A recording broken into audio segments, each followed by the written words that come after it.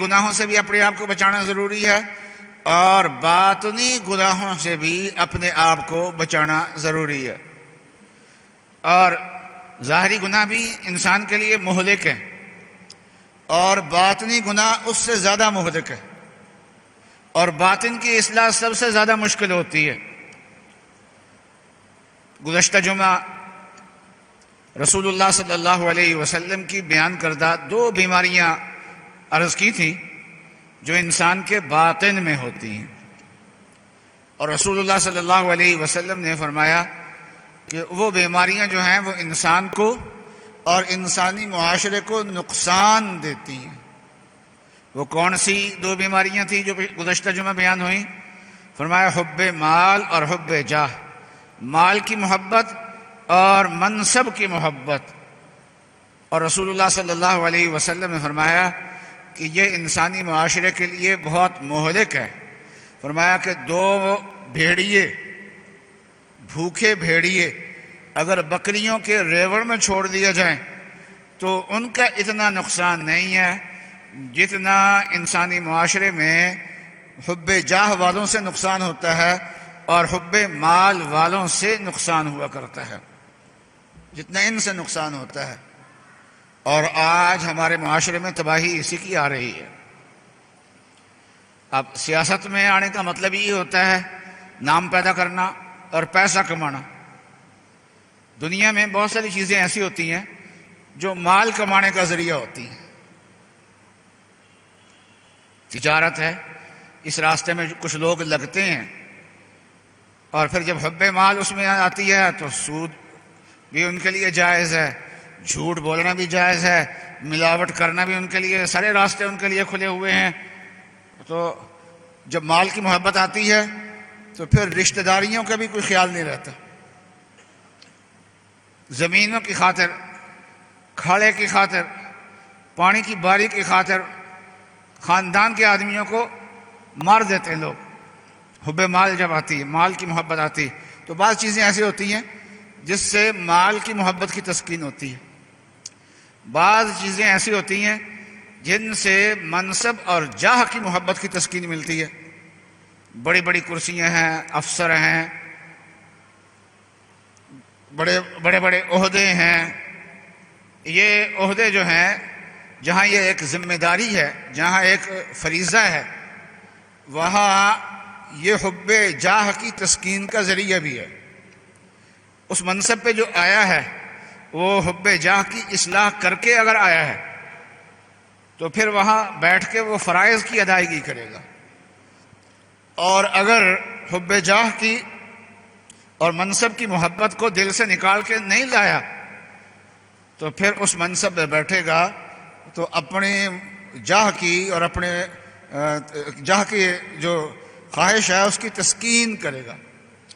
تو بعض شعبے ایسے ہیں جو حب مال کے مذموم رذیلے کی تسکین کا ذریعہ بنتے ہیں، اور بعض جگہیں ایسی ہیں جہاں حب جاہ کے تسکین ملتی ہے اور اس کو لوگ اختیار کرتے ہیں۔ لیکن ایک شعبہ ایسا ہے جس میں آ کے منصب بھی ملتا ہے اور جس میں آ کے مال بھی ناجائز طریقے سے سمیٹا جاتا ہے، وہ ہے سیاست کا شعبہ۔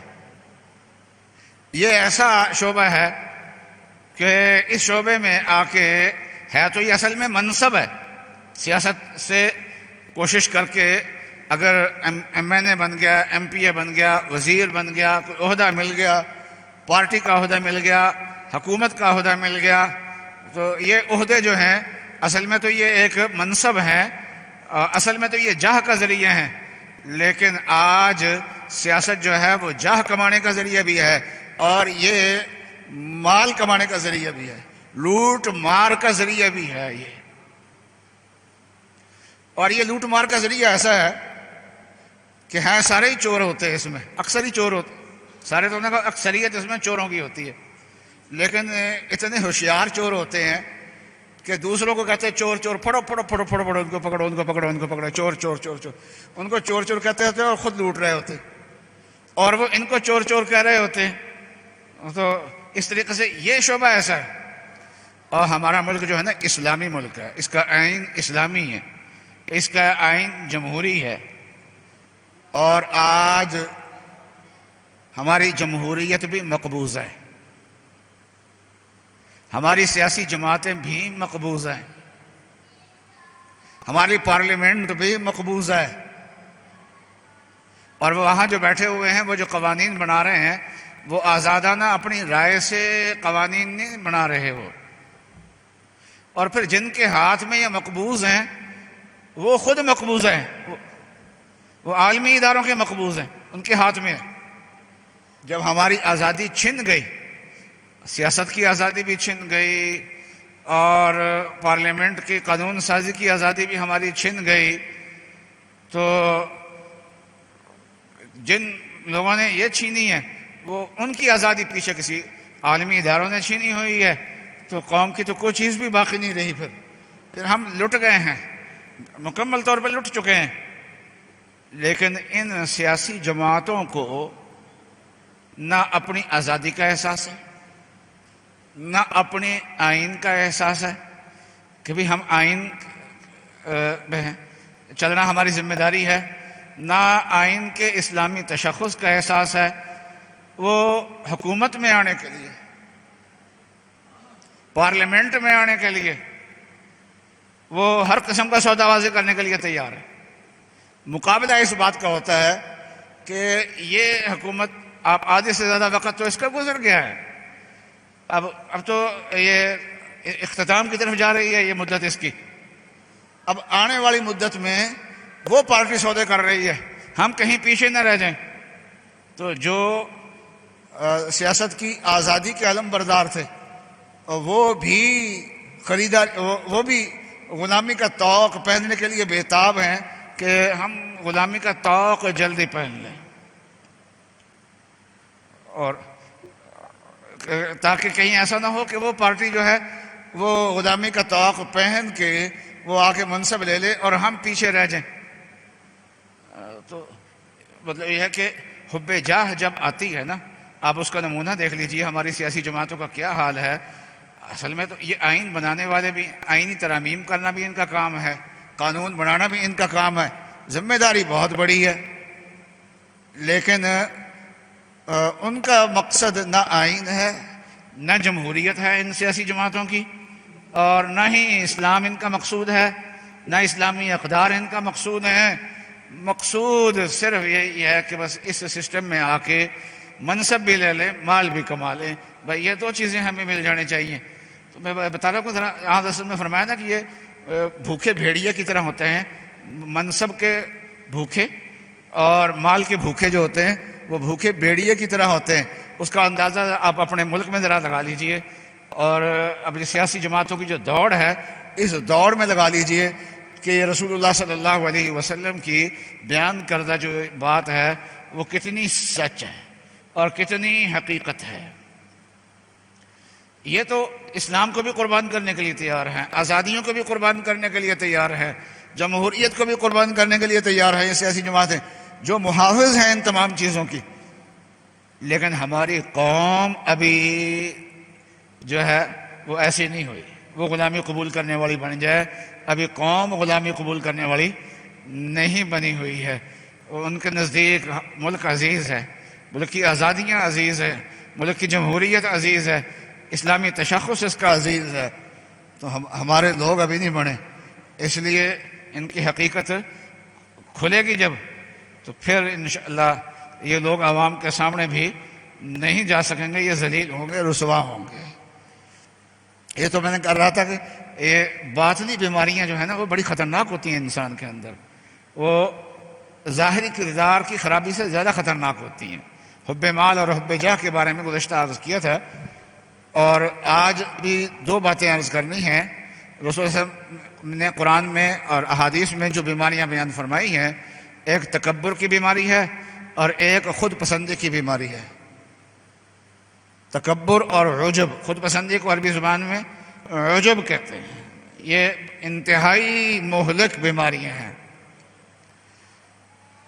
اور یہ تکبر جو ہے نا یہ کفر کی جڑ ہے، کفر کی، کفر کی بھی جڑ ہے۔ ابلیس کافر کیوں ہوا؟ تکبر کی وجہ سے۔ اللہ تعالیٰ نے اس کو سجدے کا حکم دیا تھا تو اللہ تعالیٰ فرماتے ابا، اس نے سجدے سے انکار کر دیا۔ واستکبر، اور اس نے تکبر کیا۔ وکان من الکافرین، اور وہ کافروں میں سے ہو گیا۔ ابا واستکبر وکان من الکافرین، اور اس نے تکبر کیا اور وہ کافروں میں سے ہو گیا۔ تو کفر اس کا بعد میں بیان فرمایا اللہ تعالیٰ نے، اور تکبر کو پہلے بیان فرمایا۔ یہود جو تھے مدینہ منورہ میں، ان کے 3 قبیلے بڑے معروف قبیلے تھے، بنو قینقاع، بنو قریظہ، بنو نذیر، اور ان کے اپنے قلعے تھے، اپنے باغات تھے، اور ایک عرصے سے مدینہ منورہ میں آباد تھے۔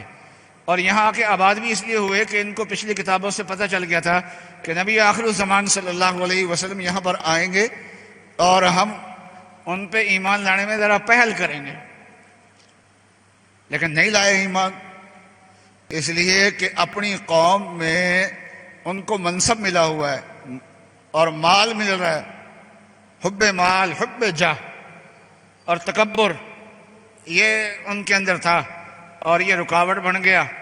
اس کو قربان کرنے کے لیے وہ تیار نہیں تھے، اور مکے کے لوگ سردار جو تھے وہ آپ کے سچائی کے تو قائل تھے لیکن ایمان نہیں لائے، اس لیے کہ آپ کے سامنے جھکنے کے لیے تیار نہیں تھے، اپنی سرداری کو قربان کرنے کے لیے تیار نہیں تھے، کیونکہ ایمان کا مطلب ہے رسول اللہ صلی اللہ علیہ وسلم کی غلامی۔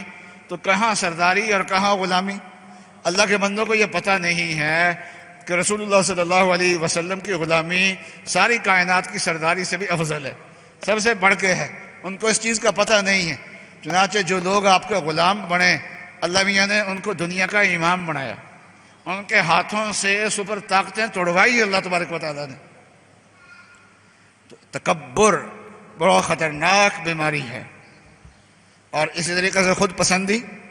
تکبر میں یہ ہوتا ہے کہ دوسرے کو حقیر سمجھتا ہے اور اپنے آپ کو اس سے بڑھ کے سمجھتا ہے، اپنے اوپر تعالی کی نظر ہوتی ہے، دوسروں پہ تحقیر کی نظر ہوتی ہے۔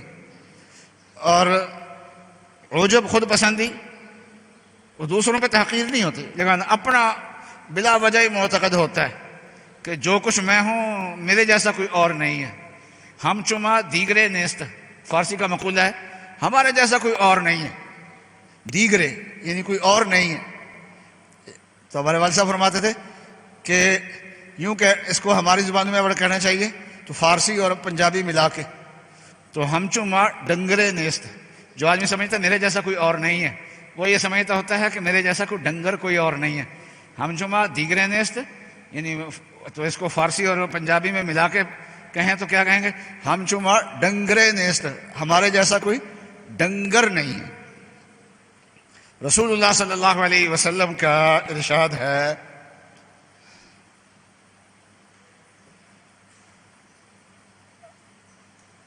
کہ 3 مہلک بیماریاں ہیں، تباہ کرنے والی بیماریاں ہیں۔ وہ مہلک بیماری انسان کو تباہ کر دیتی ہیں، وہ کون سی ہیں؟ فرمایا فہو متبع، خواہشات کا اتباع، انسان خواہشات کے اتباع میں لگ جائے۔ تو خواہشات تو اندھی ہوتی ہیں انسان کی، تو آنکھوں والا کسی اندھے کے ہاتھ پکڑ کے چل پڑے تو کیا ہوگا؟ کسی کنویں میں جا کے کرے گا نا۔ ہوا متبع وشح مطاع، اور حرص اور بخل کا اتباع انسان کرے، یہ بڑی خطرناک بیماری ہے۔ اور فرمایا کہ تیسری بیماری اعجاب المرء بنفسہ، انسان جو ہے وہ اپنے آپ کو پسند کرے، خود پسندی کے اندر مبتلا ہو جائے اور اپنی رائے کے بارے میں سمجھے کہ جو میری رائے ہے نا، ایسی رائے کسی اور کی ہو نہیں سکتی، اپنی رائے کو بالکل حتمی سمجھتا ہے۔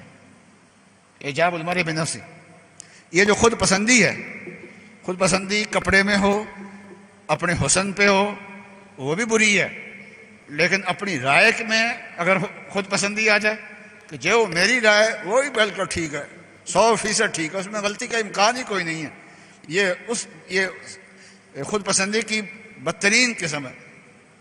تو وہاں رسول اللہ صلی اللہ علیہ وسلم نے 3 مہلک بیماریاں بیان فرمائیں۔ اور آخر میں فرمایا کہ یہ جو آخری بیماری ہے نا خود پسندی، یہ سب سے زیادہ خطرناک بیماری ہے، وہی اشدہن، ان 3 بیماریوں میں سے، مہلکات میں سے یہ سب سے زیادہ سخت ہے۔ اب آخر میں تکبر کا معنی ذرا سمجھ لیتے ہیں کہ تکبر ہوتا کیا ہے۔ تو رسول اللہ، تو ایک آدمی نے رسول اللہ صلی اللہ علیہ وسلم سے پوچھا کہ یا رسول اللہ، ایک آدمی یہ چاہتا ہے کہ اس کے کپڑے اچھے ہوں، خوبصورت کپڑے، چاہتا ہے کہ خوبصورت کپڑے پہنوں میں، میری جوتی اچھی ہو، خوبصورت جوتی پہنوں، مطلب یہ تھا کہ یہ تکبر تو نہیں ہے؟ تو رسول اللہ نے فرمایا کہ اللہ تعالیٰ خوبصورت ہیں، خوبصورتی اللہ میاں پسند فرماتے ہیں،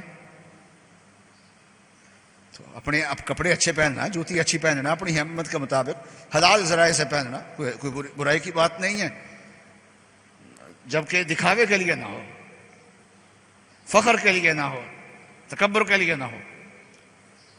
آپ نے فرمایا کہ تکبر جو ہوتا ہے نا، الکبر بطر الحق وغمط الناس، تکبر یہ ہے کہ آدمی حق کو ٹھکرا دے۔ ابلیس نے حق کو ٹھکرا دیا اپنے تکبر کی وجہ سے، اور اس طریقے سے شیطان نے حق کو ٹھکرا دیا، اور یہودیوں نے حق کو ٹھکرا دیا، اہل مکہ نے آپ کو پہچانتے ہوئے حق کو ٹھکرا دیا۔ تو حق کو ٹھکرا دینا، اپنے آپ کو اتنا بڑا سمجھے کہ اس کے آگے حق بھی کوئی چیز نہیں، حالانکہ حق کے سامنے تو گردن جھکانی چاہیے، سچ کے سامنے گردن جھکانی چاہیے انسان۔ جو انسان حق کو ٹھکراتا ہے بہت بڑا متکبر انسان ہے۔ اور دوسرا فرمایا کہ تکبر کا دوسرا حصہ کیا ہے؟ غمط الناس، دوسرے لوگوں کو حقیر سمجھے۔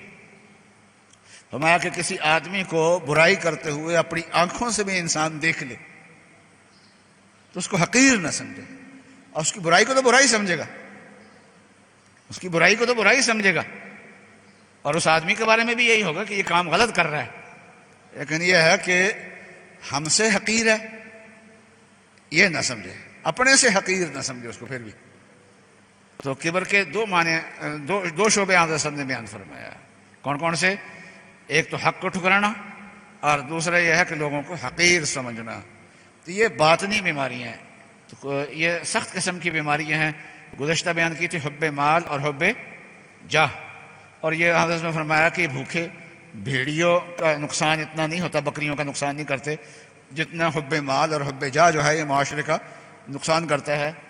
اور میں نے کہا تھا مال اور جاہ ان کے حصول کی الگ الگ لینے ہیں، لیکن ایک لین ایسی ہے کہ جس میں دونوں ہی اکٹھے ہو جاتے ہیں، وہاں مال بھی ملتا ہے، جاہ بھی ملتی ہے۔ اور پھر یہ حب مال اور حب جاہ جو ہے یہ اس میں جب مقابلہ آتا ہے تو آپ دیکھ لیجئے کہ جنہوں نے قانون بنانا ہے، جنہوں نے آئین کا تحفظ کرنا ہے، جنہوں نے آئین میں ترمیم کرنی ہے، ان کے نظر میں منصب ہی سب کچھ ہے، آئین کوئی چیز نہیں، ملک کی آزادیاں کوئی چیز نہیں، پارلیمنٹ کی آزادیاں کوئی چیز نہیں، سیاست کی آزادیاں کوئی چیز نہیں ہے، اسلامی اقدار ان کے نزدیک کوئی چیز نہیں ہے۔ اور یہ بھی خطرناک بیماری ہے، تکبر بھی، خود پسندی بھی۔ اور یہ خود پسند آدمی جو ہوتا ہے نا، وہ ایک رائے اختیار کر لیتا ہے اور پھر معاشرے میں فساد پیدا کرتا ہے۔ یہ آدمی جو اپنی رائے کو حتمی سمجھتا ہے وہ فساد کا ذریعہ بنتا ہے۔ اللہ تعالیٰ ہمیں توفیق دے کہ ہم ان بیماریوں کو اپنے اندر دیکھیں اور اس کی اصلاح کی کوشش کریں۔ وآخر دعوانا ان الحمدللہ رب العالمین۔ درس قرآن www.darsequran.com